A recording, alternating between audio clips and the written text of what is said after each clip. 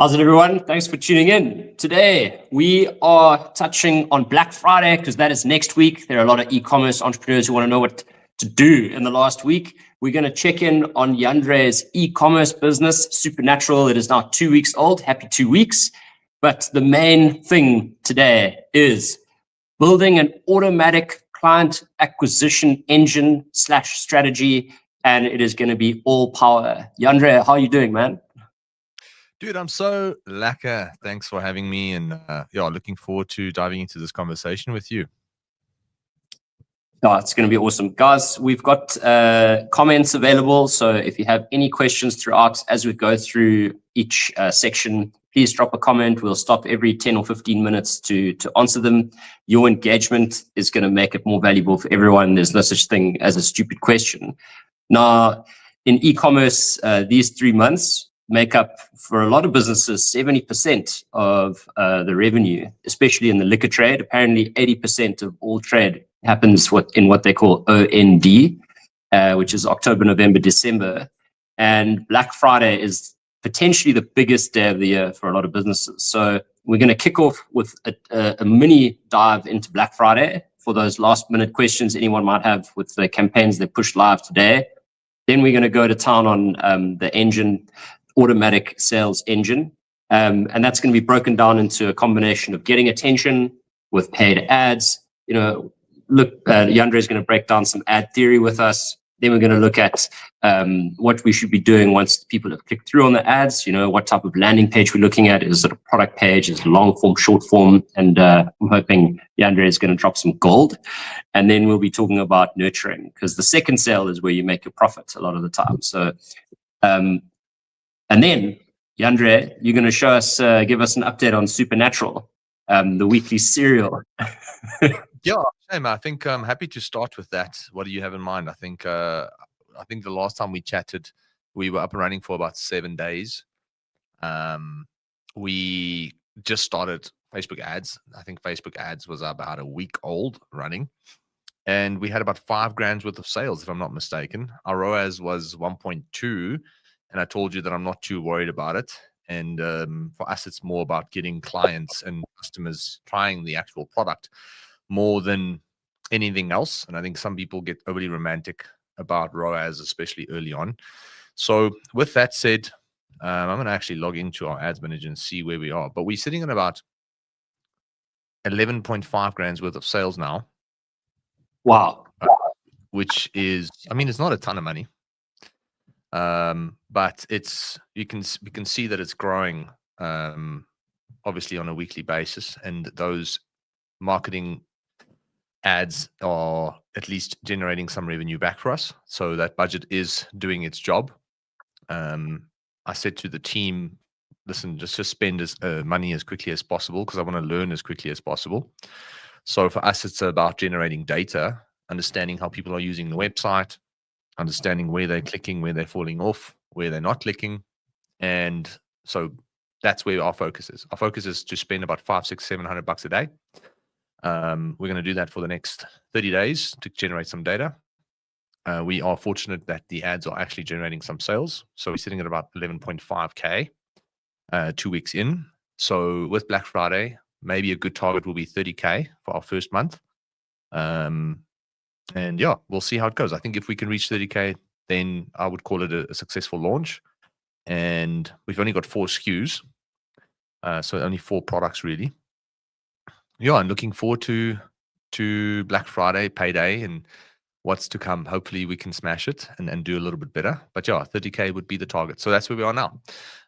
We spent about Awesome. 10K on ads, and we've generated about, I think we generated about 8 grand on ads now. So 11.5K. So we're still sitting at 1.2, 1.4x ROAS at the moment. So we'll see how it goes. The last 2 days, ROAS has picked up quite nicely. We're testing some new content and new creatives, because that's what Meta is all about now. For those listening, if you are trying to get clients or customers, Meta is all about creative and content. Targeting is still a big thing, but not as big as it used to be. Like, you can still go and target who you want. However, it's not nearly as powerful as it used to be, and the most powerful, leveraging strategy right now is just giving the algorithm content and as much of it as possible, creatives, different perspectives, unique angles, and that's kind of like what we're trying to do now, is we're trying to just create as much content as possible and testing that through Meta ads. That's lekker. And this will be a nice segue into Black Friday theory. So you are launching a new brand, and I noticed that on the website you're running a 25% off Black Friday deal. So I'm curious from a lot of perspectives, like what kind of ads are you running? What's the theory behind that? And what should people be doing now? Given the fact, like, some people already have their stuff set up for Black Friday, some people might not have set up yet. Like if today is day 0 and Black Friday is next Friday, like what are some of the key points to consider? Yeah, I think back in the day, a lot of people could increase their prices 2 or 3 weeks before and then pretend like they have this massive deal come Black Friday. A lot of people probably still do that. But consumers are getting smarter and smarter. They're keeping eyes on prices weeks and sometimes even months before on products. So I would definitely not go that route. I would suggest that you are transparent with whomever you're communicating to, your customers. Be transparent with them, trying to be as authentic as possible. But on a more practical level, Facebook ads, and if you have a Google Ads budget, that needs to be ramped up during this time. If you are not running ads, then this should be the time that you actually do it, because you will see a form of success. Because Black Friday, if you think about it, everybody is psychologically geared to spend money. So it's almost like people want to get rid of their money. You just have to give them a good deal, a good enough deal, so that will happen. So from my perspective, it's understanding that this is probably the time in people's lives where they have their wallets ready to spend. It's just who's going to give them the best deal. So therefore, segue into making sure that you create a good offer. You need to put a good offer in the market, and it has to be real value. It can't be fake Hong Kong value, meaning that you're trying to push products that don't sell. A lot of people are using this as an opportunity to push their slow movers, and that can work, but you shouldn't expect miracles. Because what we've realized in the market is that you can't force people to buy a product they don't want to buy. Like, you can persuade them with marketing and strategies and psychological hacks, but trust you me, if the product is not something they want, then you're just going to bleed money trying to get them to buy it. So Black Friday is a good chance to try and get rid of some excess stock by discounting, to the 30s and 40s and 50% off, and trying to get some cash back for maybe over purchasing on certain stocks levels, or buying or bringing in products that you probably shouldn't have brought in. So that is a possibility, but you just have to put good deals forward. And I think people also need to understand that this is not an opportunity to make a ton of profit. It's an opportunity to get people to actually try your brand for most likely the first time. And I think we use Black Friday as almost like a top of funnel strategy, meaning that we are trying to bring in new customers that's never really tried the brand before. And the idea would then be to give them a good service and make sure that the product and the quality is up to standard. And hopefully then they come back. I think the one business we own has got a 34% customer repeat rate, which is quite huge for online. And the other one has got like a 28%. So both of them, if we find customers, there's a good chance they're going to stick around for a while. So Black Friday becomes this opportunity to really just get new customers. And then you can still do it profitably, obviously. But yeah, I think from my side, Meta ads will be a great place to start. And if you can pick up your phone and just record a classic video, that's all it takes today. You don't have to spend millions on production, high quality production. I think people paralyze themselves by thinking, it has to be perfect. Trust you me, just pick up your phone, record an ad, take the product. Literally, this is the product we have, guys. And it is 50% off today. If you want it, it's not going to be 50% off tomorrow. Tomorrow it's going to be back to normal price. And stop recording and run it as an ad and see what happens. I think that's literally as simple as that. As the bare basics, obviously. I mean, I'm curious about your take on luxury brands as well in this space, because So I work for a luxury, one of my clients is a luxury liquor brand, and we've been running campaigns the whole season to get liquid to lips, etc. And they have a product that is over $2,500, and they're not discounting it, and it's actually selling really, really well. And then we also ran a concurrent like value offer on a new product that they launched, and in volume and in revenue, it's not doing as well as like the literally the other SKU is double the price, more than double the price, and it's selling more volume and more obviously that equals more revenue. And so we actually turned the other campaign off because like my view is that if you're selling a luxury product at a discount, it either has to be making like a ton of money so that it's worth the damage to the brand, or it needs to be like making a ton of volume so that you're getting it out to everyone. But if you're not winning with the brand, you're not selling volume, and you're not making a profit, then that's not a good idea in any way, shape, or form. But what is your advice to a luxury brand over this period? I would say, look, Apple is considered a luxury brand in some way, shape, or form, right? I mean, they consider premium, probably a better word. So they considered premium. They still do discounts. However, if I was a luxury brand, I probably wouldn't go balls to the wall on discounts, but I would go balls to the wall on added value, meaning buy this and get this free. So I'm not going to discount my price to lower the perceived value of my product, but if you buy this handbag, we'll give you this free strap that normally costs another $3,000. It's a situation where value can be played around with. Like, you can get creative with how you position value in the market from a Black Friday perspective. So it's just using your own imagination and your creativity to come up with other forms of value as outside of just discounting your price. So hope that makes sense. If I was a luxury brand, very fixated on making sure that people don't diminish the brand that we've built from a premium quality perspective. The last thing you want to do is do a 10, 20, 30, 40, 50% off. Maybe you want to do 10, but 40, 50 is probably going to damage the brand. So you won't see Apple do massive discounts. You would never see Rolex do discounts. You would never see Dolce & Gabbana. And if they do, it will be very small discounts. But I do think what they're great at is creating added value. Buy this and then get this free. And this free thing is usually an extra $3,000 or $4,000. So now it makes you feel like you're actually getting a great deal.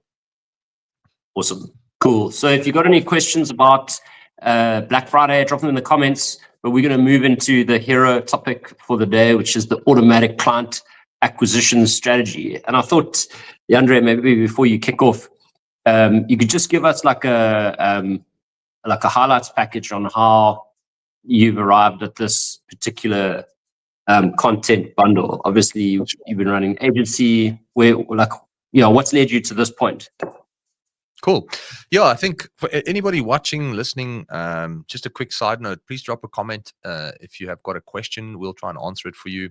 See 1 or 2 questions coming in. So please remember, if you've got a question, just drop it in the comments. And then to answer your question, I think it's not an innovative, brand new concept. I'm not going to pretend like I've come up with this all by myself. But what is important is just breaking things down on a fundamental level. And that's what I'm passionate about.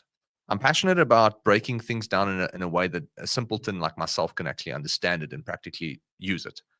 And I think when you speak to marketing gurus, when you speak to CMOs and all these sophisticated individuals who've studied all kinds of stuff, then it's a situation where you realize, geez, okay, things can get very overcomplicated very quickly.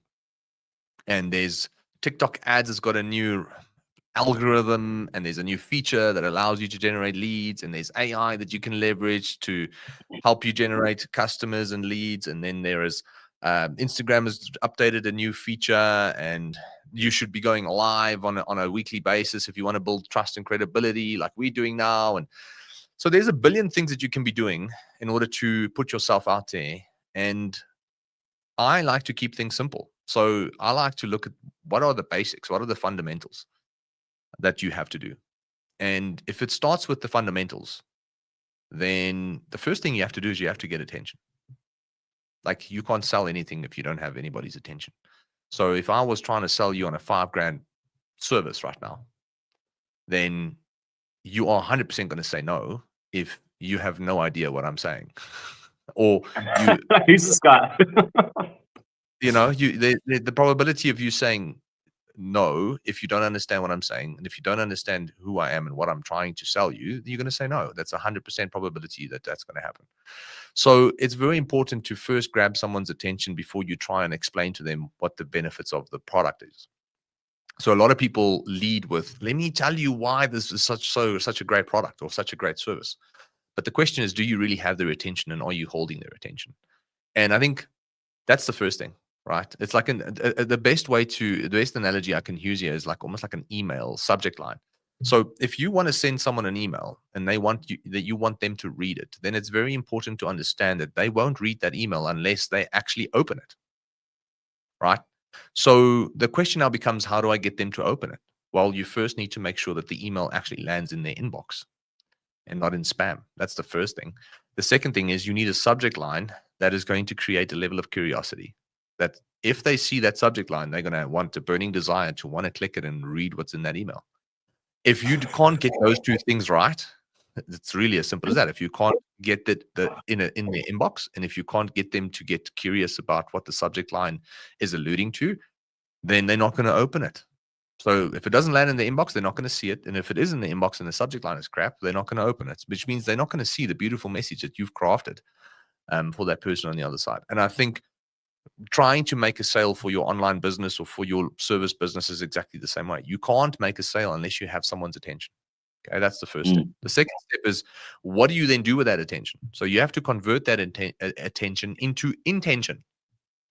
Okay, so that's the second step, is you now need to take that person's attention that you've generated, and you have to now convince them or persuade them to feel a level of intent to want to buy the product. And we can talk about how to do that.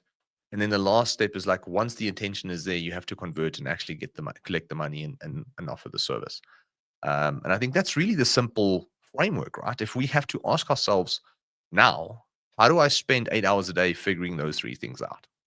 Because someone is going to come along and say, use AI. Okay, cool. But where does AI fit into these three pillars? Because if it doesn't fit into these three pillars, then I'm probably going to waste my time, because nothing is more important than getting attention, turning that attention into intention, and then converting that intention into an actual sale. So if AI is not going to deliver any value within those three pillars, then you're most likely going to be wasting your time. If you're going to dance to an algorithm and on TikTok or whatever it may be, and that's not benefiting the three things, attention, intention, and conversion, then you're wasting your time. So I think if you understand that mental model, those are the most important three things.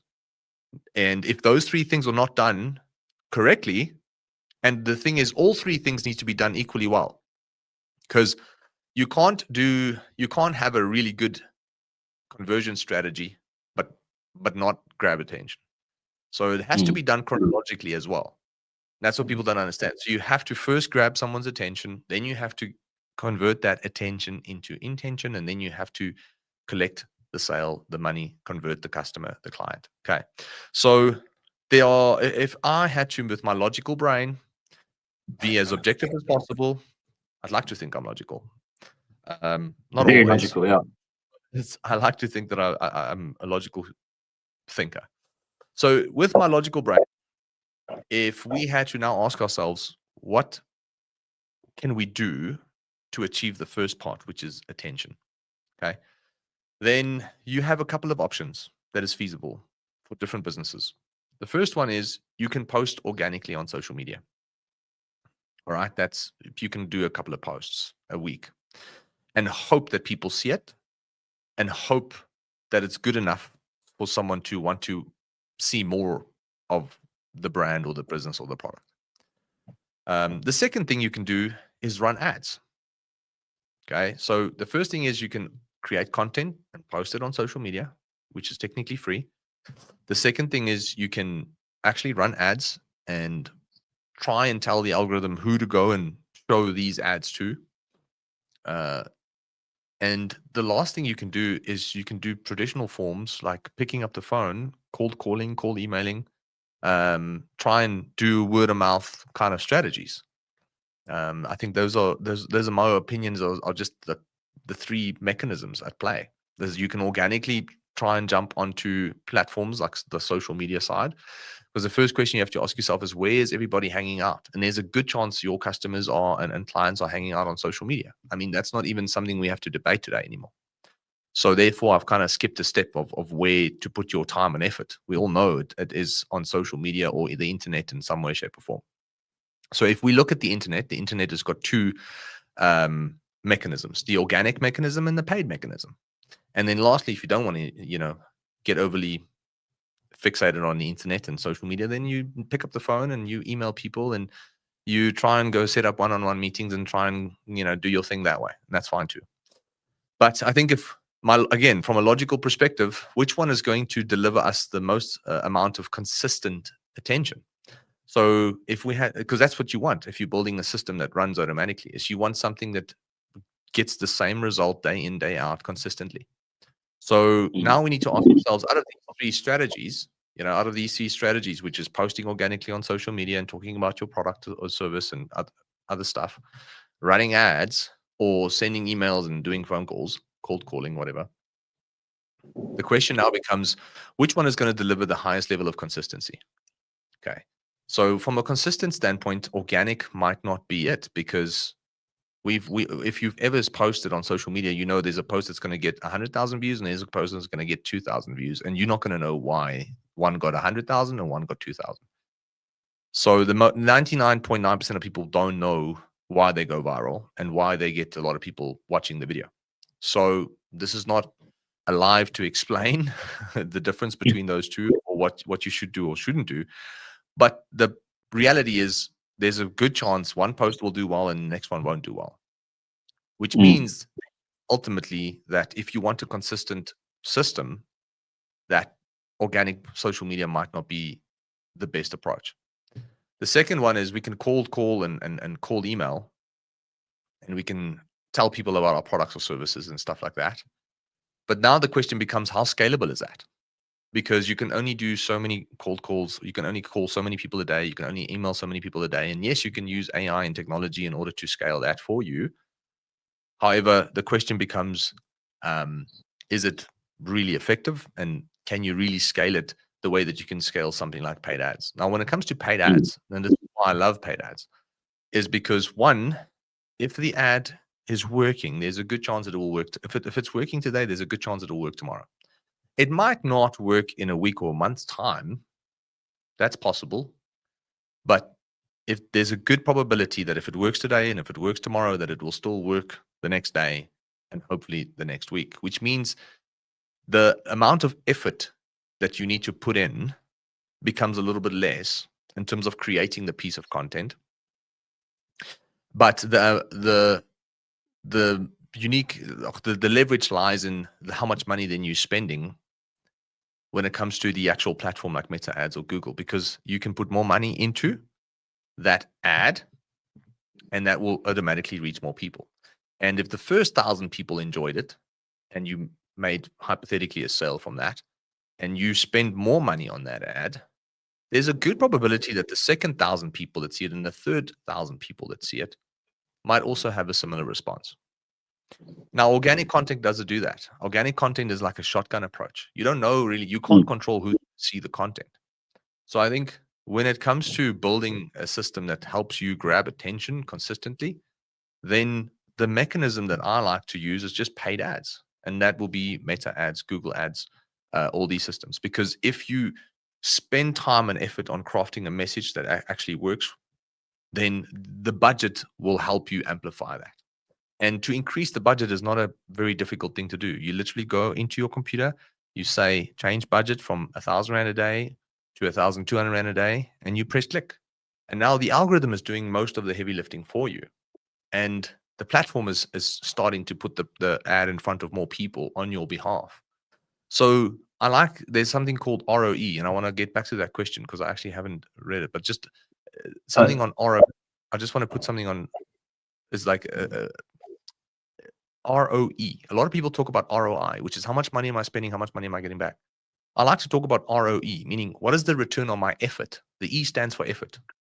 Return on effort. And I think organic content can become a ton of effort. Trust me, I'm posting 2 organic pieces of content a day.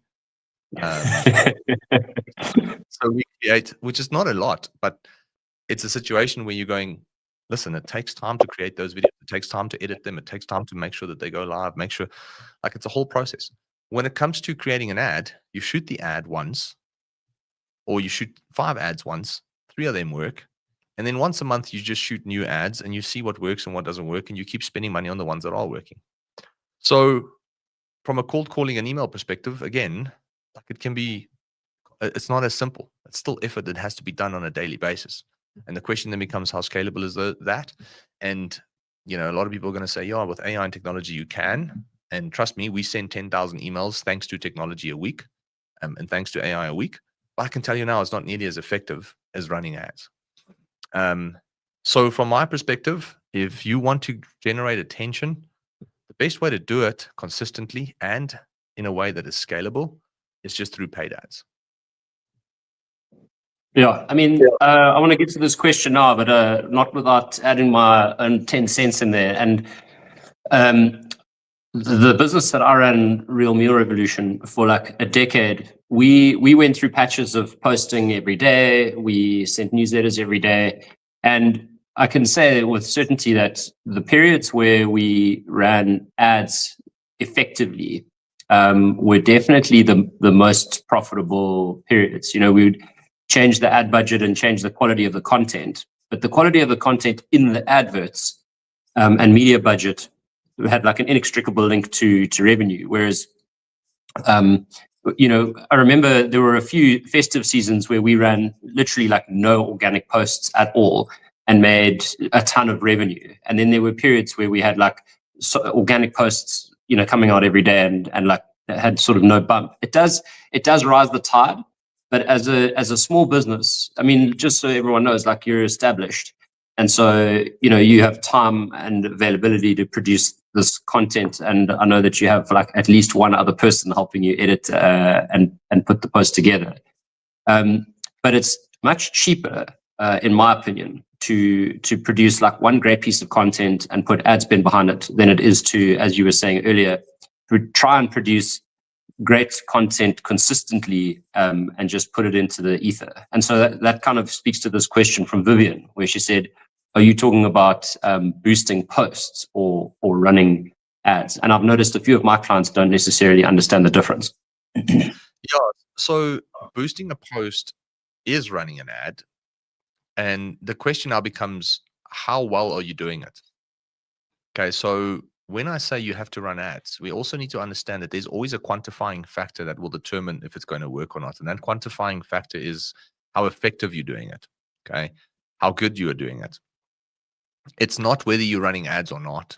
It's whether you're actually doing it to the best of the algorithm's ability and whether you are understanding the mechanisms at play and you're leveraging them to the best of their potential in order to generate the demand and the necessary sales that comes with it. Now, if you boost a post, there's nothing wrong with it. You will get attention, but there's less control over how to scale that. There's less control over who's going to see it. There's less control over just results in general. And the reason that is because the boost post function is improving on a yearly basis. Don't get me wrong. And at some point, maybe it will be as effective as just, you know, the Meta backend, which is using AI mainly today in order to find existing customers. And maybe the boost post button will, you know, be able to do that as effectively.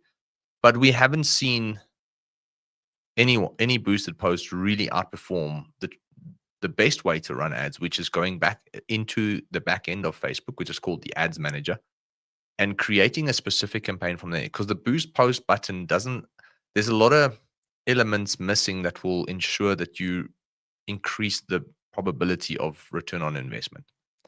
And the back end just gives you more options to tick, more things to choose that will allow you to actually reach the customer you want to reach and say to that customer what you want to say. So it gives you just a bit more of a bit more options to refine who you actually want to speak to and what you want to say to them, where the boost post button is a bit limited on that. So both of them will put both the back end of Ads Manager and the front end boost post button will allow you to reach more people.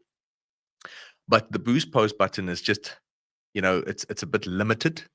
And because of that limitation, it's not as effective. Where the Ads Manager has got a lot more things that you can consider and say yes to and say no to and tweak and change to ensure that the right people at the right time see what you want to see, see what you want to say. Well, this is another great segue into the next thing we're going to talk about, because I've been trying to convince clients that they have to actually have a direct URL if they're going to put ad spend behind a post. Now, because of what you said, basically, we've never ever just boosted posts unless it's been for a brand that really needs to grow brand and get their message out. But the next thing that you're talking about is intent. And you're going to talk about landing pages and everything. But I wanted to hear from you, like, if, the theory is if you have an ad and someone clicks on the ad and they land on a page, that page needs to be absolutely obvious that they've landed on the right place. So the theory is that whatever they land on needs to look very similar to what the advert looked like. And for that reason, like, we never run ads that go from from a specific advert for a product into like a general shop page. Usually we direct them directly to a page that advertises, or that is selling the exact product that we've been advertising. I don't know if you can do that on a boosted post, but that's what we do. Yeah, you can do it on a boosted post. Like I said, the boost post function is getting better every year, at least from what I can see. And there's maybe a good chance it will one day be as effective as Ads Manager in the back end. I don't know. I can't say. You never know with technology and AI. But for now, unfortunately, it's not there yet. And I think what it comes down to is, yes, you need to, because this is where we go into the intention part, right? The ads are not there to get people to say yes to the product or service. It's there to get them interested in it. Okay, it's there to get them to get their attention, to go, ooh, what is this? So if you have a product that helps people sleep at night, okay, then you will be creating ads that indicates and tells people that this product helps you sleep better at night. Now, an ad is only 30 seconds to a minute, maybe 2 minutes long. And that is not always enough time to 100% convince someone that this is the exact product I want to buy. So what happens with an actual ad is it generates attention. Okay, that's why I say the ads are the best way to do it, because one, if you put budget in and you put your credit card in, the algorithm says, let's run with it. And if you know what you're doing, you can point that in the right direction to make sure you're targeting the people who actually potentially is struggling to sleep at night. So you can target people who are maybe females who are perimenopause. There's a good chance that they are of a specific age and they're female. So therefore, by targeting them and saying, if you're struggling to sleep at night, it might be because of X. And therefore, this product helps you fix X, Y, and Z, which helps you sleep better at night. And what's going to happen is they're going to see that ad and they're not going to go, oh, take my money, I want to buy this product. They're going to go, oh, this is interesting because this is exactly what I'm experiencing. Let me now learn more about this. So it's like a situation of like, I have now crossed the bridge from attention to, ooh, I am more interested in what you have to say about the specific product or service. And I now want to learn enough information about this product to determine if it's a fit for me, for who I am as a unique individual. And that's where a landing page comes in, or a product page comes in. And that product page now, the job of that page is to create a deep intent of, listen, this is the product, this is the ingredients, this is why we've chosen these ingredients, this is why it works for females who's perimenopause, this is probably why you're struggling to sleep, and this is how the ingredients helps you sleep a healthy 8 hours a night. And the moment they read all that information, or they watch a video on the product page and they see reviews and testimonials and potential case studies or whatever it may be of other people who've used this product and who've had good success with it, there's a good chance that they will now have trust in you, the business owner or brand, and the product. So I always say there's three things that needs to happen in a customer's mind. They have to believe in you, the founder, they have to believe in the brand, and they have to believe in the product. If they believe in all three things, there's a good chance the sale will be quite easy and frictionless to get.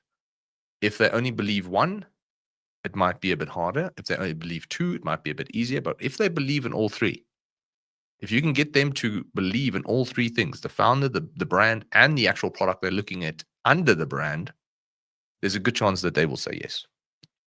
And that's why I believe that you as a founder, if it's Black Friday, take out your phone, record an ad as a founder. We call it founder-led strategies, where people can see who is behind the business, because in a world where nobody really trusts each other anymore because of all the noise out there, aka AI and technology and scam artists that's using this to their abilities to take money that's not theirs, what happens is people hold back on trust. So the ad is going to get them to be interested in the product, but the landing page is then, and the product page and the website then is then there to convince them that this is the right people I actually want to put money behind, and this is the right product I want to put my money into that most likely will solve the problem that I have.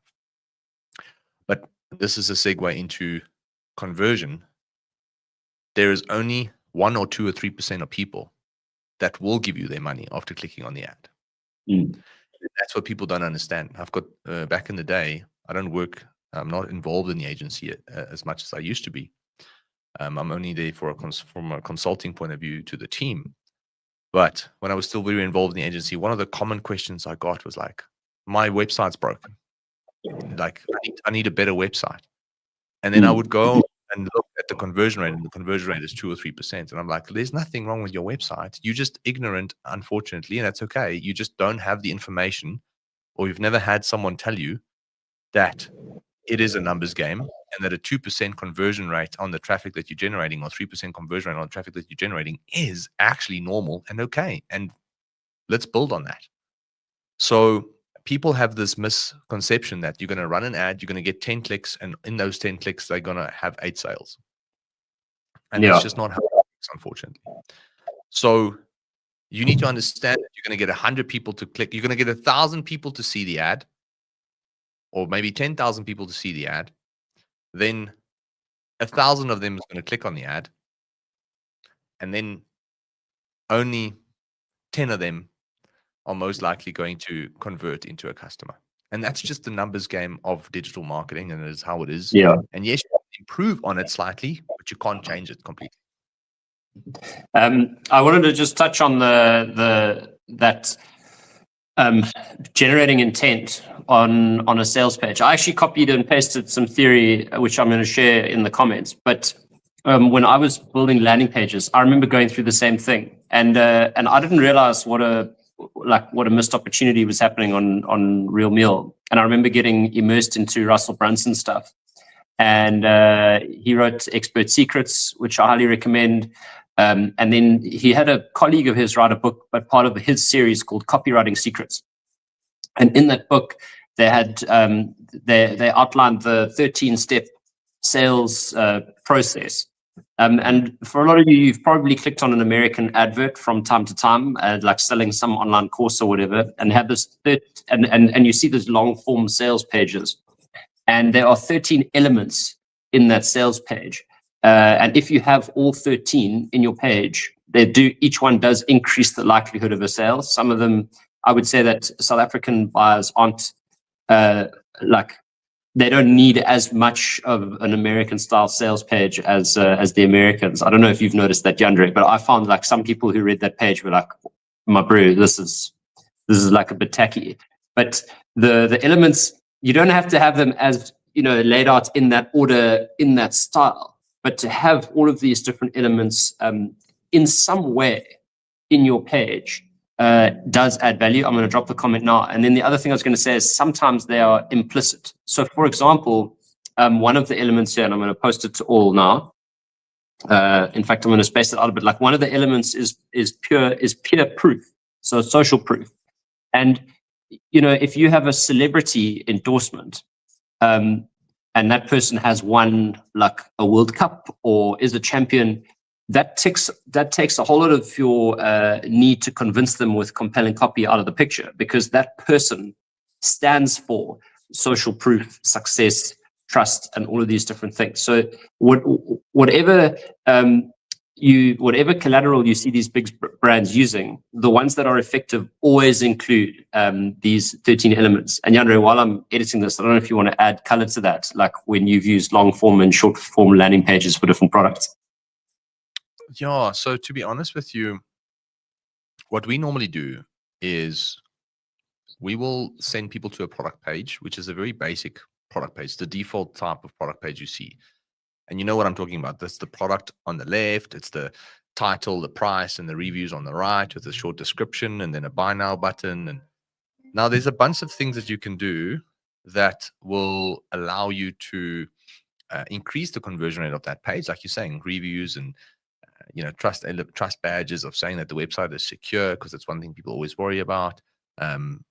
Testimonials of who else have used the product and what they think of it, etc. Now, what we normally do is let's say you've got 10 products. What we would normally do is we'll look at the top seller. There's a good chance that out of those 10 products that you have, that there's 2 of them that's actually generating the most amount of revenue for the business or generating the most amount of sales. And then we would go and take that product page and turn it into a longer form sales page. And the idea behind that is to mimic the experience of someone walking into a store and getting the help they need from an actual physical person, giving them the necessary perspectives and advice that they need in order to make a decision when it comes to buying the product at a specific price that they might be a little bit uncomfortable with. So it's a situation where if you walk into a physical retail store, there's always going to be someone potentially meeting you at the door or somewhere in the shop and going, "Sorry, ma'am, can I help you with something?" And then they're going to go, yeah, I'm looking for, these pair of jeans, or I'm looking for a shirt. And, oh, great. What size are you? XL. Cool. Let's go. Here's an XL. Here's a color that matches your eyes. And this is great quality. Oh, but the shirt is $1,000. Yeah, it's a very expensive shirt, but it's of the finest quality, and it will never ever shrink no matter how you decide to wash it. And when you listen to all of those kind of information from the sales representative, maybe it's lies, maybe it's not, hopefully it's facts and truth, then you go, oh, cool, okay, well, it's a little bit more than I would normally spend on a t-shirt, but that's okay. Let me actually just get it. Now, if we ask ourselves again, if we break it down to the basics, what happened here that allowed that person to say yes? That person got a lot of contextual information around the concerns or the objectives that they might have had around regarding the product. They got those answered by a person who was reacting to the questions that they were asking. Now, first of all, there was a person that they could actually ask those questions to. Now, on a website, yeah, you can have a chatbot and those things, but the percentage of people who actually use that are not that much. So if you wanted to increase the probability of someone having a very similar experience, you should know that you can't just have a random conversation with them as a human. There's no button you can click and start speaking to every single person who's on the website and they're going to be able to hear you. That's not how it works. So you're going to have to write copy and curate videos that can help answer these questions that these people will most likely have in the back of their minds. And why do you know that? Because you've had similar conversations with a bunch of other people. And it turns out that 60% of people worry about the same stuff. Will this work for me? Why is it so expensive? How does this differ to a competitor? So those kind of general frequently asked questions you can take, and you can then build that into the sales page in a way that's very easy to read, easy to understand. Write ideally in a 5th grader reading level and speak in a 5th grader reading level. That's something I've been trying to consciously do over the last, I'd say, 6 to 8 months, is when I create content and when I articulate myself. I'm terrible at it still. I feel like I'm getting slightly better on a monthly basis, is to speak in a way that everybody will understand what you're saying. And when you get that right, and you can write copy in that way, you'll be able to hold attention, because the attention leaves when people feel like this is not for them. And it's usually got to do with the brain not understanding what you're saying. And then the brain subconsciously tells you to go and do something else, because what I'm doing now I'm not understanding and it's not making sense and it's probably not applicable to me. So if you can then let's take a step back now and just conclude what I've been said up until now. You've got your ads running to a product page. If you've got certain products that do exceptionally well, I can tell you now, there's a good chance the conversion rate will be slightly higher, meaning you'll convert more people that's coming to the website into customers. And by doing that is that you're going to build a sales page or a longer form sales page for that specific product. Now, why, Yandre, don't we do it for all 10? Because maybe it's not necessary. Like if you've got the time to go and do it for all 10 products or 20 products or 100 products that you've got, great. But what we do is it's a lot of work. So what is the return on effort? What is the ROE on this? So the ROE is to run it to a really decent product page, see what products are doing well, and then go and spend your effort on those products, because there's a good chance that you will have a healthy return on effort, because the data is telling you that that's what people want and that's what's converting already. And if that is converting healthy in a healthy fashion, then there's a good chance it will convert even better if you articulate more about the product. And this is the final thought around this. And this is a simple formula for people to understand, is that if people are not buying your products, even though they are seeing it and they're looking at and reading the information of those products, there's a good chance they don't believe that the value matches the price. Think about it. If someone came to you and said, here is a secondhand Ferrari, 2016 model, 17 model, it's going to cost you 200,000 Rand. Even if you didn't have 200,000 Rand, even if you only had 50,000 Rand to your name, you would find a plan, you would make a plan in order to collect an extra 150,000, even if it has to be raised from friends, family, or whatever, or make a loan, in order to buy that Ferrari for 200,000 Rand. And why would you do that? Because you know that Ferrari is probably worth 2 million or 3 million Rand. And if you can buy it for 200K, there's a good chance you can sell it for 2 to 3 million to someone else, which means you can make a ton of profit. And the reason you know that is because you know what the value of a Ferrari is. Now, the same thing with your products. The question is, do people know what the value of your products are? And if they don't, they're not going to probably want to spend the money to acquire it or to buy it. So your job is when someone comes to your site, your job is to make sure that they actually understand what the hell the value of the product actually is. And a lot of people think they're doing that. And yes, they might have a beautiful long description on what makes the product unique. But this is where you also have to understand consumer psychology. And you should know that if you're going to write a product description that looks like a long WhatsApp joke, that almost nobody's going to read it. Because that is essentially what happens when a friend sends you a WhatsApp joke. Is they send you a WhatsApp joke and it's so long, and all you do is you reply with a laugh emoji. And they feel warm and fuzzy. TLDR, yeah, it's like they feel warm and fuzzy inside, but you know you didn't read all of that because your brain just, it was like almost like this inner battle to have to read all of that. And your brain was just kicking back going, I don't want to do this. And I think when you understand how the consumer psychology works, how the consumer's brains work, it's up to you. That's where marketing comes in. And that's where you then write in a specific way and you make sure that it's easy to read and that it's easy to navigate and the site is easy to scroll and to see what is actually the information that needs to be presented to for someone to understand the value of the product. And that is, just touching on the intention side, which is actually having a website and a landing page to drive people to. So the ads create attention, the product page and the landing page and the website creates intention. But even that said, there's still a big percentage of people who's not going to say yes, and that's okay. And that's where the last step obviously comes in as well.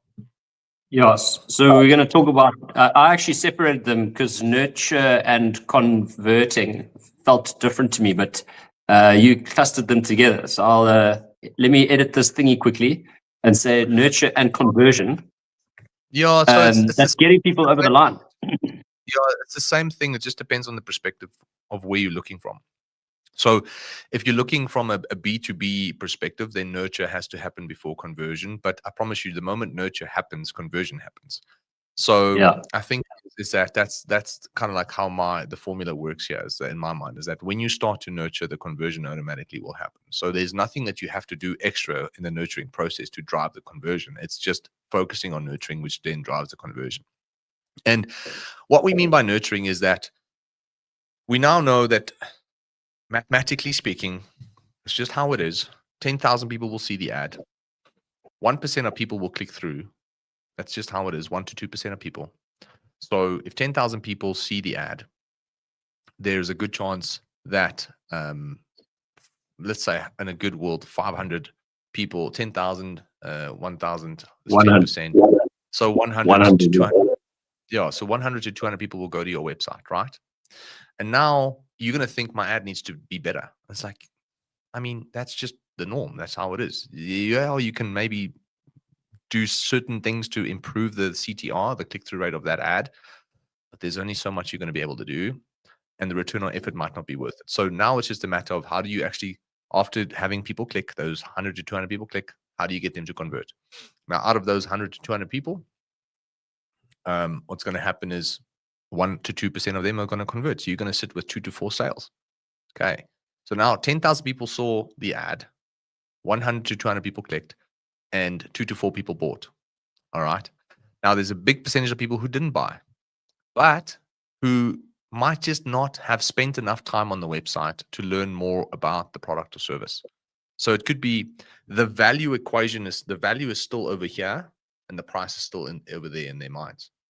You know, that is technically what's happening right now, is that they either spent too little time on the website, they didn't read everything they needed to read, they didn't watch everything they needed to watch. Maybe you could have placed that information better so that a higher percentage of people actually process that, and spend time on reading and watching the information that they need to pay attention to. Or, you know, let's say you've done a good job with that.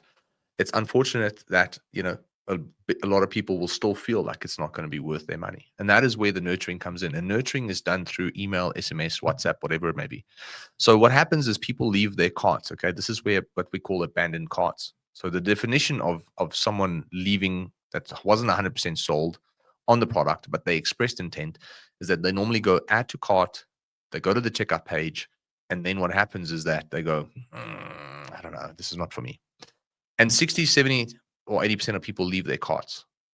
And that's normal. Again, you can sit there and cry about it, and you can go, we need to do something better. Yeah. So I had clients, you know, back in the day who said, like, you know, our website's broken because 70% of people abandon their carts. I was like, you know what? That's just how it is. And he blamed us for making up silly excuses. And he came back a year later realizing that we were actually right. That's just how it is. So he went to 2 other agencies to build him a brand new site, spent 30K per agency. After 100, 200K later, he came back to us going, oh, you guys were right. So this is how it is. I was like, we're not making this shit up. It's when I'm telling you this is how it is, that's how it is. So it's understanding that it's a numbers game, and your job is to build certain, say, initiatives into your strategy that can increase the numbers in your favor. And abandoned cart strategies is one of them. And what it basically entails is, if someone leaves their cart, you most likely would have captured their number and their email, because you have to give that information in order to get to the payment process. And they usually drop off within that payment process. And because you have their email and their contact number, you can have emails and SMSs and WhatsApps sent to them. And ideally what you want to do is then focus more on not reminding them. So this is the mistake people make. They go, hey, you left this in your cart. Message number 2, you left this in your cart. Message number 3, this is still in your cart. That person knows the product is in their cart. They consciously left, leaving it in their cart. And there's a big percentage of people who might have forgotten about it. And there's a good idea to remind them. But usually the biggest issue is they're not convinced that it's worth their while. Because if they were convinced that it's actually worth their while, then they would have bought it. So what you need to then do as a marketer and a business owner is to give them more information about the product or service that's going to change their minds that it's worth buying. And an easiest way to do that is to ask yourself, why would these people not want to buy it in the first place? And usually, if you speak to enough people, they will tell you This is why it's important to phone people in the beginning. So what we normally do is when people leave their carts, we phone them, especially in the early stages of a business. We phone them. Hey, you left your cart. What happened? Oh, I wasn't sure. I wasn't this. Oh, and you make notes of all those things. And after 100 calls, you're going to get a list of 5 to 6 questions that are just very common. And that was common in about 80% of the people who left. And then what you're going to do is you're going to take, what you can do is you take those questions and those uncertainties and those objections, and you put it in an email and in a WhatsApp and an SMS and go, oh, if you're worried about price when it comes to this whey protein, then let me just share a perspective with you. The normal whey protein costs $800 or whatever it is, okay? And if you're a healthy individual who's looking to lose weight, then you're going to have to eat healthy. Eating healthy is quite expensive. The average healthy meal costs about 40, 50, 60, $70 if you make it yourself. Now, what we do is we sell you this meal replacement shake. And if you look at the cost divided by the total amount of servings, then the actual meal is costing you $12 or $15, $20. So technically, you're replacing a meal that would have cost $50 if you had to make it yourself, $150 if you were eating at a restaurant. And we replaced that with a 20 to 30 Rand meal. So even though the price of $1,000 or $800 is very expensive, it's still much cheaper. And it's also a lot quicker. So the average meal would have taken you 15 to 20 minutes to prepare. It would have cost you $50. So we've saved you both time and we've saved you money. You're welcome. There's a great story from last week with one of my clients. They had someone come in and order, like, the order was about 9,000 Rands worth online, which is a phenomenal sale through an online store. And they had left off specific details for personalization of this product because it was a gift. And usually they would just send it unpersonalized because they would assume it's just, they don't want that much detail. Anyway, and this guy phoned just to double check. And on the phone, the woman he was speaking to said, actually, I know I've ordered 4, but can I have another 10? Because she couldn't figure out how to fill in the personalization details in the checkout. And because she couldn't figure it out, she was like, okay, well, I'll order these 4 for the people who I'm not going to personalize it for, but I'll get like a completely different gift for the other 10 people. And so that sale turned into like a 30,000 Rand order just from picking up the phone. Yeah, and a lot of people, like, Andre, I had a core value of my business in 2014, which was automate everything. And what that meant really was we're never going to speak to customers ever. Like, we want live bots. We want to have like FAQ, DIY. Like, we just don't want to speak to people. And we basically, I think we missed out on so much free education on what would make people or what would encourage people to buy. And we just like shut the door. And our customer was like a 50 to 65-year-old woman who's not a tech savvy person. I think that's why I think AI, for now at least, there's a huge gap still. So a lot of people are trying to use it to replace everything. And to an extent, you can try, and that's great if you get it right. But most businesses, people want to speak to people.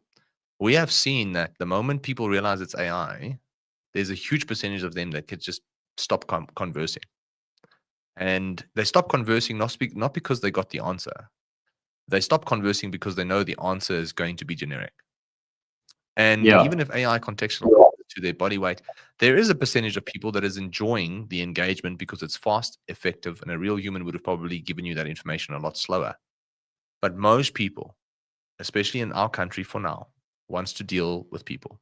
They want someone else on the other side to be empathetic. They want someone on the other side to be compassionate, and they want to feel important. And AI doesn't do any of those 3 things. And if it does, it doesn't do it as well as a human can. But on the flip side, a human can also make you feel the opposite of those 3 things. But if it's a situation where when a human gets involved in a conversation with a customer, and that human can feel like the person on the other side was empathetic, compassionate, and caring, and really wanted what's best for the customer, for them, then I promise you, you've won yourself a customer for life. Even if it's not with money, it is with word. But are you good? Yeah, Yeah, I think from my side, the last note is just there might be people with lead generation business, and then I want to maybe just answer some questions in the comments for us. But there's a lot of Yeah. people who have lead generation businesses, and it's very some of the same thing. Like someone, for our agency specifically, I'm just going to use that as an example. We use ads, and we don't spend a ton of money on marketing. We do put a lot of effort into it. But the amount of money that we spend, I think people will be surprised of how much we actually spend. But we spend money on ads because we know that's a consistent way to drive attention and point attention to the website. The website, I mean, you can look at V8 Media's website if you want. You'll see it's curated and written, and people, how many people have emailed me and said, Jan-Ray, I can help you build a much better website. For the leading marketing agency in the country, your website is loads too slow and it's got too much text and it's got too much this and I was like, bro, if you only saw the data on the back end, yes, maybe it wouldn't fit a Russell Brunson style. And I'm glad that you bought his book and then you read his book and now you feel you can add value. That's great. And I appreciate that enthusiasm. But everything we do is backed by a sense of data. And what we've realized is that, that website of ours, of V8 Media specifically, converts really healthily. So we drive the ads there to the homepage, and people leave their details and inquire, but not every single person who inquires is going to buy our service. Okay. And that's where we send them more emails of people who had, success with the agency. And we're very transparent and we tell them that we're not perfect.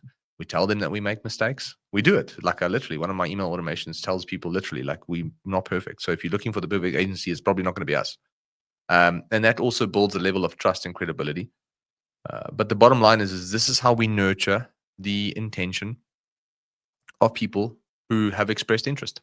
And we have had people jump on a sales call with our team where they went, I've been following you guys for 2 years. I've inquired 2 years ago. I couldn't afford the service. Or I inquired 2 years ago and I spoke to someone I didn't have the best experience. But I'm here now and I know what you guys do and I know the success that you've had, and just tell me what it costs. And then all we do is we go, well, cool, this is what we do. This is how much it costs. And then we get a yes, because we have technically been nurturing that relationship for 2 years. And the nurturing process was the ROE on that, the return on effort, was very little because it's mostly automated and it's a weekly email that I craft. And that weekly email takes me 10 minutes to create or 20 minutes to create. And the nice thing is, if it's one person in the database, it still takes me 20 minutes. If it's 20,000, 40,000 people in my database, it still takes me 20 minutes. And I think that's the nice thing about technology, is if you use these nurturing strategies and you apply technology and AI in the back of that, the amount of effort becomes less, but the impact still remains. And the more people you start to nurture, it's still going to be the same amount of effort. Yeah, I mean, I just want to talk about the data a little bit more, and then there's a question here for you. But like, I had a lot of agencies, with that other business, and I remember trying to look for a way to measure a copywriter and a designer, because designer in particular I used to find very hard to measure, because you get a good designer and a bad designer. And I was always trying to get someone to look, we were very visual, like food focused. We have beautiful food photography. And I remember just thinking, like, I don't know how to, like, we had a designer at one point that I wasn't like kind of 100% happy with. And I didn't really know how to rate them. And my mentor said to me, well, what do they design? I said, well, they design like banners and ads and stuff. And he said, okay, well, then your metric, like, what are those banners supposed to do? And I said, oh, okay, well, they're supposed to create click-through and conversions, click-through from email, etc. And when I looked at it through that lens, I actually went and looked back at a whole lot of the other agencies that I'd used and a lot of the newsletters and stuff that I'd sent out. And I decided to have a hack at it myself. And at that time, I think I wasn't even using Canva yet. I was using PowerPoint or Google Slides. So I would take like a background photograph of real meals, and then I would put a headline over it and then give it a drop shadow. And it was very simple. It was like, and like bold text. And I would then screen print that and save it as a JPEG, and then put that into my newsletter system. And then after that, I eventually like found another agency and employed them. And I look back, and the highest conversion and click-through rates were coming from the emails that had been designed by someone on PowerPoint. And a lot of people don't realize this. Is like it, even though you want everything to look good, it is more important that it is effective than it is to look good with banners. And I remember there was like an absolute celebration at Real Meal when Facebook changed the rule, because I don't know if you remember, you used to only be able to have 20% of your ad or even 10% of your visual as copy, and so you couldn't put like bold headlines into your creative. You remember that? And then one day they just dropped that rule, and we were like, boom, like the whole thing was basically just like, like it wasn't exactly lose weight now, ask me how, but close. And all of a sudden, just like click-throughs just became epic. So it's something that, especially in Cape Town, people are so precious about, is like looking cool and making sure it's slick. But it's much more important that it is effective than it is looking slick. And I think that's exactly what you're talking about with your newsletters. I had one more thing I wanted to share, because you were talking about getting attention earlier. And the most effective newsletter that V8 ever sent to my database was and the subject line was just RE : and basically, because it looked like a reply. And so when you were talking about getting attention, there's like this nuance between creating intrigue and solving someone's problem. But you never ever give the answer away in the headline. I've seen headlines that say stuff like, the answer, like cholesterol is no longer a threat. And you're like, well, now I've had the answer to the email and the article that you were trying to get me to click through. The better option is like, you won't believe the news that just dropped about cholesterol. And then someone's like, okay, like now I need to go and click. But even more effective was RE : because it's like, Andres just, Jono's just sent me this email, and it looks like a response to an email I sent him. Like, what could this possibly be? That's like our jobs is to fit into people's lives as a marketer. I think the best marketers fit into a platform, fit into the behavior of the normal human being. And most normal people send and receive emails, and therefore, if you want to put a marketing message in front of them, the last thing that you should do is have a subject line that's full caps, because who does that? Mostly just corporate companies who want to send you newsletters and random pieces of information that you probably don't need or that you really care about. And I think the moment you figure out how to fly under the radar, as opposed to, and I mean, when I say under the radar, I'm not saying that you should go and create an ad that is terrible, that nobody's going to want to look at. It's creating an ad that doesn't look like an ad.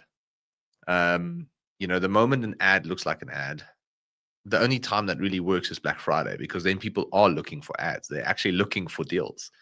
So people go like, I don't know, this Black Friday creative, we said 20% off and everybody went nuts. And then in February, Valentine's Day, we did the same deal and nobody cared. I was like, yeah, because it's the psychological behavior has shifted.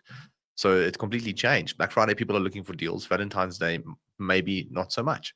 Valentine's Day might be a simple, a stupid example, but just any other day. Like if you're just running a generic special any time of the month, you're like, what is the reason for the special? Why should I care about it? So it's understanding that. It's just understanding how the brain works and how you can fit into those patterns of, how the brain sends information back and forth. I don't know what I'm really trying to say, but it's like, you want to fit into those neurons. You want to, I'm struggling to articulate myself in a way that it makes sense, but it's like, you need to blend in with what the fuck is happening in the mind. And if you can do that, I think you'll be exceptional at, persuading people to want to look at your products or services. Lekker. Let's do some Q&A. We've got some interesting questions here. I've got one at the moment. Shame old Lee's getting a lot of bot sessions from China. Have you ever had that problem, Andre?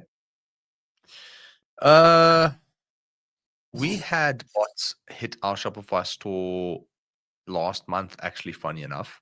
It was huge. It was crazy. but it's because we created a brand new Facebook page and we had a lot of meta bots crawl our website to see what we're all about. So we realized, like, we had sessions. Our average day, we probably have, I don't know, 5,000 sessions or 6,000 sessions on the website. This is one of the brands that we own, and we set up a brand new Facebook page, and we were experimenting a new strategy, and we probably had like 20,000 sessions over a period of, per day over 2 days. And our conversion rate was like 0.5, where it's normally like 2.3, 2.4, 2.5. And I said to the team, I was like, this is so strange. Like, what the hell's happening? Did we change anything? Because I thought maybe we're running ads on TikTok and we're getting a ton of cheap traffic, but that traffic is maybe not, our ideal customers. And then the team said, no, we haven't changed anything really, except for changing the Facebook page or running another Facebook page, ads on another Facebook page. And then I realized Meta, because it's a brand new Facebook page, it's now pointing traffic somewhere. From an ad point of view, they sent millions of bots or thousands of bots to go and crawl the website. So the traffic that we were seeing was actually the bots crawling the website. So if you are getting bots, usually people crawling, looking for information, if it's from China, I don't know what you've done to create that level of, I don't know, interest, or if it's not TikTok. Yeah, I mean, TikTok, even though it's Chinese owned, doesn't mean the traffic will come from China. It comes from where the people are from, right? So, but I understand what it could be. It could be maybe he started running TikTok ads and TikTok was crawling. Is now TikTok itself is actually sending bots to see what the website's all about potentially. But I don't know. Yeah, I can't tell you. There is settings, an app on Shopify, so maybe you just want to Google block bot traffic, Shopify app. And then what happens, it doesn't mean the traffic will still hit the site. It just means it won't show up on your analytics. So the analytics on Shopify will then just, because this is my issue. Like, I don't give a shit if the bots are on the site or not. What I care about is how it's affecting the data that I'm looking at. Yeah. Because now my conversion rate is 0.5% when it's normally 2.5. I can make a lot of stupid decisions now. I can go into a panic mode and rebuild the whole site, or we can switch all our ads off and run new ads, or, just by looking at that piece of information, looking at that data. So for me, as a data-driven individual with a team who wants to make decisions based on data, it's the fact that I couldn't care less if there's a bot on the site. I just don't want it to affect my data, because that leads to bad decision-making. Yeah. Well, here's a question from Matthew. He says, do you ever have a problem when you're spending on ads and getting no return? He usually says, scale up ad spend. What's the best approach? Well, if you're not getting return from your ad spend, then very seldom spending more is going to get you better results. Unless you're spending way too little, which is like 50 or $100 a day, or maybe $200 a day. But even in those cases, normally spending more won't necessarily help improve the results. So if you're not getting the results you want from your ads, then you just need to do an audit on potentially why that is. And it starts with your click-through rate. So is the ad actually grabbing the necessary attention that it needs to grab? And a healthy click-through rate is about 1% to 2%.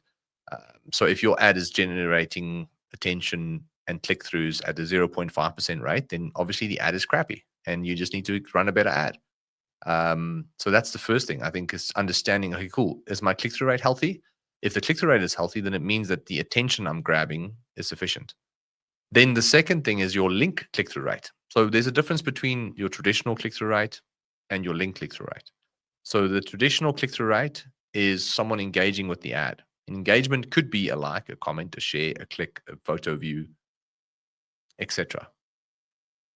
It could also be a link click. But a link click-through rate is purely when someone saw the ad and actually clicked through to the website. Okay, so your traditional click-through rate, could be maybe 2 to 3%, 1.5 to 2.5%, around there. And then the question is, are people actually clicking through? Because maybe people are stopping to watch the ad or look at the ad or read the ad, but they're not clicking through. And that means that you're grabbing attention, but you're not saying the right thing to convince them to go and check things out on the website. You're not saying enough to get them interested in the product. So that becomes a messaging issue. So when I look at ads, it's normally like, is it an actual attention grabbing issue or is it a messaging issue? The traditional CTR, click-through rate mechanism, will tell you if it's an attention grabbing issue. So if it's less than 1.5% or less than 1%, I'd say 1.5%, then you probably need to grab attention better. And if the link click-through rate is less than, I'd say 0.6 or 0.8 to 1.5%, if it's under that, then you probably have a messaging issue that you need to improve. And then if people are on the website, now the question becomes, what's the conversion rate of the website? Because there's all these nuances that we need to consider when it comes to our ad strategies. So someone would just completely pause that ad and go and create new ads. That's cool. But if you're going to create a new ad, what information from the bad ad can you use in order to strategically improve the ad in a way that there's a higher probability of success? And that's why data is so important, and understanding the data is so important. So, because someone can easily say, oh, we just need a new ad. Okay, cool. But how are we going to design this new ad in order to ensure that it doesn't perform the same way that the other bad ad did? And that's what you need to ask yourself these questions. Yeah, and sometimes, if you think about any store in real life and in the internet, sometimes every store has got like their products that sell the most and products that sell the least. And I've had it where, we've marketed products that have knocked the lights out, shot the lights out. And then some products are just like not that popular. I mean, if you go into a supermarket, there will be like a number one selling deodorant. And that doesn't necessarily mean that the marketing of all the other deodorants is broken. It just means that the market wants more of that than this. My favorite example was working at a music festival once, where there was a steak roll stand, like a shawarma stand, and a pizza stand. And there were no brands because they were all just like, random like market store people. And guys, like, people like pizza more than they like shawarmas and more than they like steak rolls. And that's just the bottom line. And so the queue at the pizza stand was like 100 meters long. And that's what it could be with your product in your store. So sometimes the product that you have set up these funnels for, like, it's just not as desirable as some of the other things that you're trying to sell. So if you've tweaked the funnel and you've tweaked the page and you think you've done everything possible and it's still not viable, then maybe that's a product that you upsell with through email and order bumps, and maybe you need to back a different horse in terms of the product you decide to put ad spend behind. That's my view. I think there's 4 things that really will allow you that you need to dissect. Four things that you have to do introspection on, audit, in order to determine, or in order to determine what is wrong with your strategy.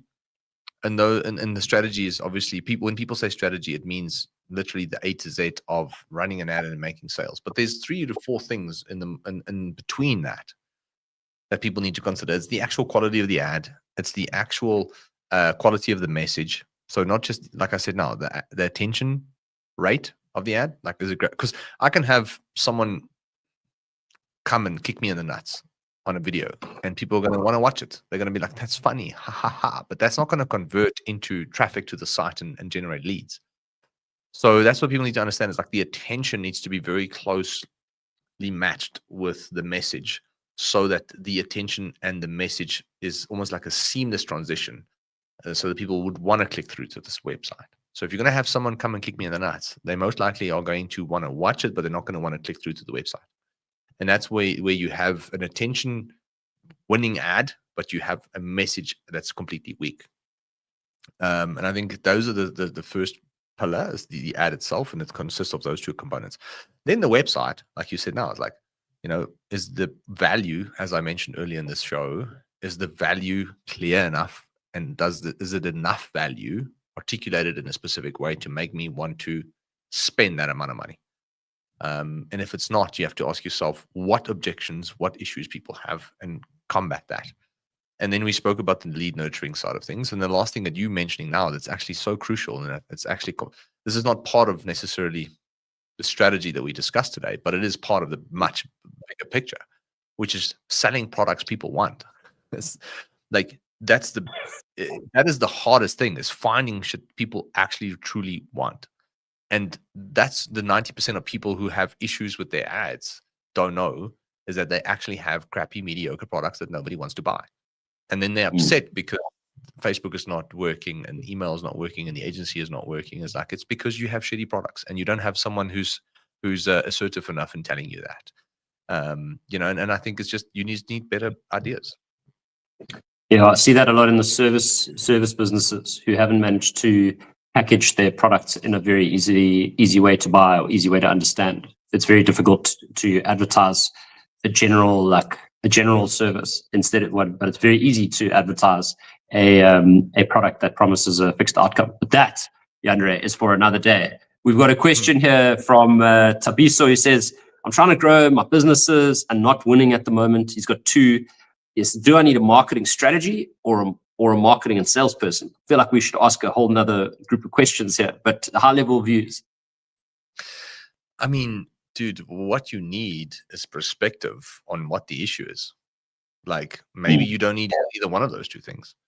So the question is like, why is your business not growing? It might not be because of a marketing strategy. It might not be because of lack of a salesperson. I mean, yes, those things are crucial to create demand and sales.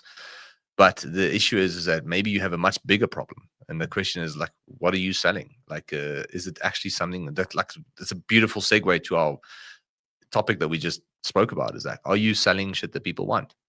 And is that really benefiting their lives? And is it really at a cost that is convenient for them?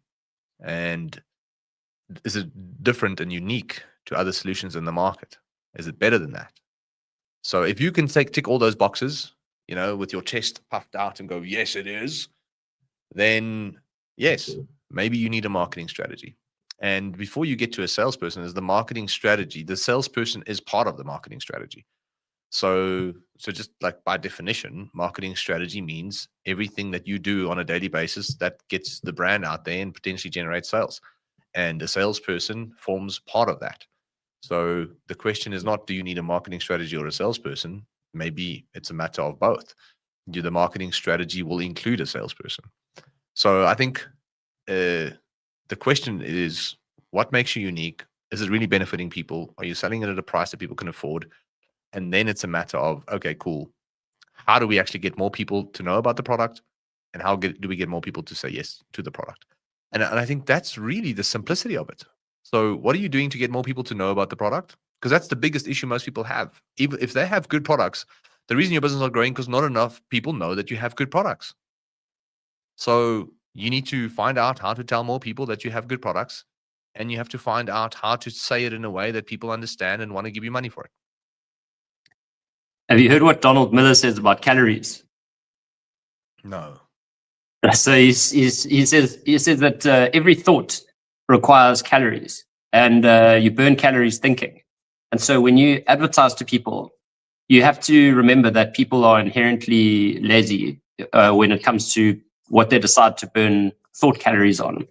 And so if your marketing message requires someone to think at all, to burn any calories, to figure out like what it is that you do, then you're making them work for you, basically. So you should basically, and he was talking a lot about like people who try to get too clever with their copywriting and give like cool names to their products and services, like the switchback and this, instead of just like downgrade. You know, people always try and add, almost like trying to market too hard. And he just says like, every step of your sales process, you need to think, am I demanding a client burn calories to try and understand what it is that I'm selling? And like you were saying earlier, writing things in the language that a 5-year-old will understand, it limits the amount of calories anyone's going to have to burn. But the quickest way to like figure out like, are you on the right track with your business before getting to the marketing thing is like, if someone asks you what you do or what your business does, can you tell them without stuttering in one sentence, without giving any justification or backstory? Just like, I have a performance marketing agency, or I have a capital investment company, or I sell online weight loss programs to people who are obese or type 2 diabetes. Like, can you answer that question very quickly? Because if you can, then you can move on to the next step and develop a funnel. But if you can't, go return to start. Do not collect 200 Rand. Like, yeah, don't go to start. Don't collect. You should actually just end up in jail. Get out of and Yeah. not get a out of jail card. And Exactly. for those not knowing what we're doing, we're talking about monopoly. So Mikey actually said.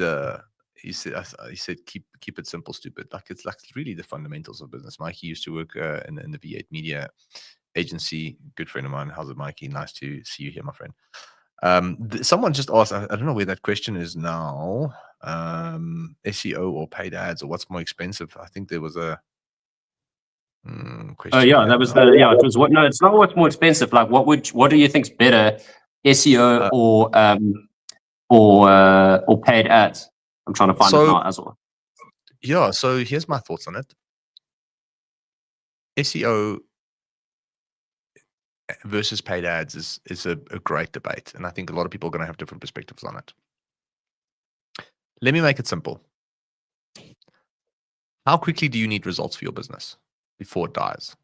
How much money do you have to generate, and how quickly do you need to make it in order to ensure your business survives? If that answer is less than 6 months, then SEO is probably not going to be the best thing for the business. I'm not saying that you shouldn't do it. I'm just saying there's something else that you need to do to ensure that your business doesn't die in 6 months. And the reason I said it is because SEO takes time. It takes between 6 to 12 months to really kick in and get you ranked in the AI search engines as well as the traditional search engines like Google, Bing, etc. So the first question is, how quickly do you need to make money? And how long do you have before your business can't, keep funding itself anymore? So if that answer is less than 6 months, or maybe even 12 months, I'll be like, okay, SEO is an option, but it's not the number one priority right now. That's something we do when we've got bucks for it, and we've got an existing strategy that's just spitting out clients as of tomorrow. And this comes back to the philosophy and the perspectives I shared today. Is like paid ads has got the highest probability of generating clients and customers tomorrow for you. Like, can an organic piece of content do it? Yes, absolutely. We're getting leads from our organic content. I had 6 million views in the last 30 days of my organic content since I've taken it seriously. And out of How those many 6 views? million views, 6 million. Nice. So, well, across all platforms. And the point I'm making is that out of 6 million people, yeah, we generated like an extra 20% leads or 30% leads or whatever. But it's not consistent. So organic social media is great for brand building. SEO is great for targeting people who are essentially looking for that solution, but that's going to take time. So if you're starting a brand new business and you want results fast, paid ads to a landing page with a lead nurturing situation strategy is just purely the best way to do it. And that is given the context of needing the results as quickly as possible. So I hope that answers the question. If you have an existing business that is thriving, that is profitable, and you can afford to do either SEO or paid ads, my perspective is, if you're not already doing paid ads, do paid ads first, because it can grow your business starting tomorrow. So even if you had a successful business and you don't do either paid ads or SEO, I would still start with paid ads, because why wait 6 months to get results when you can get it tomorrow? And then before people clip this into 60 seconds and say, I hate SEO, I love SEO, but do it parallel if you can afford both. Ideally, do both. It's not either or, it's do both. But if you can't afford both, run paid ads, make it profitable, then pay for the SEO services, thanks to the paid ads that generated results from day 1 or 2 or 3 or 30 or 60. But it will be shorter in terms of time to get those results as an SEO. So I hope that shares some light on my perspective, and hopefully it adds some value to someone. Definitely. Geez, Andre, we've covered a lot of ground. I'm going to try to turn this comment off. It's been a power Power 90 minutes. Where is it? Oh, there we go. Power 90 minutes. We covered a lot. Black Friday. I think everyone's going to go and launch ads now. Yeah, to crack a little joke, there's no ways SEO is going to help you close deals next Friday if you're starting now. But it's been pretty epic to chat and hear about the automated client acquisition strategy. Grabbing attention, getting people to create intention, and then getting them to convert through nurturing and all other practices. Thanks very much to everyone for watching. Thanks for the comments. Yandre, you got a comment there? You gave me advice. Yeah, that's just very cool. It says someone beneath the surface essay, very grateful for your comment. Thank you so much. It says, you gave me advice a few weeks ago and I was struggling with struggling with a hire. You basically said I must interview more candidates and show them the vision more, and I could find a gem. And she said the next thing says, I found the person. Thank you so much for the advice. So what I've realized in life is often we just don't do enough. So we interview 3 people and then we're upset that we didn't find the right candidate. It's like when we interview, just a perspective, when we interview people for a role, we probably get over 100 applicants. And out of that 100, we interview probably, I'd say 10, maybe 20. Well, we have a system that makes us sure that we spend time speaking to the right people through quizzes and questionnaires and one-way interview software that we use. But then we only interview like 10 or 8 or whatever, and then we hire someone. So you're just increasing the probability of you finding the right person. If you only hire 3, mathematically, what are the odds that you've got the best person?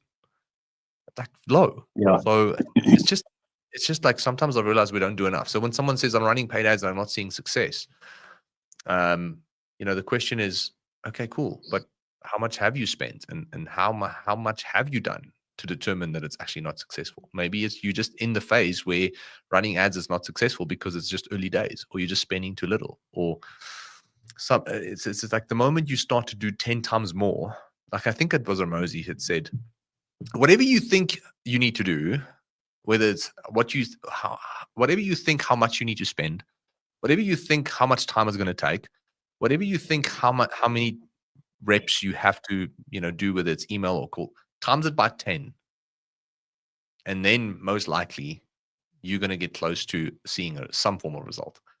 I think he said times it by 10 or times it by 100 or whatever. And the point he's making is just do more. Hopefully. Yeah. No, that makes sense. A lot of people think they got to change the strategy, and actually they just got to do more and better, more and better. And then once you've done like more than you can possibly ever imagine doing, do a little bit more, and then maybe you can change strategy. Anyway, I agree. I think that's the wrap for today, Yandre. Let's call it and bid farewell to everyone. We will see you again next Friday, but next Thursday, but starting at 9 instead of 10. So have a lekker week, everyone. Yeah. So the important note, next week at 9. Unfortunately, I've got a meeting that I just can't get out of. I don't want to get out of it, to be frank. I'm going to be very honest, because I struggled to find this meeting, and they said Thursday at 11, and I'm like, I'll be there. So if you guys would accommodate us 9 o'clock, that'll be great. Thank you. Appreciate it. Okay. See you on the other side.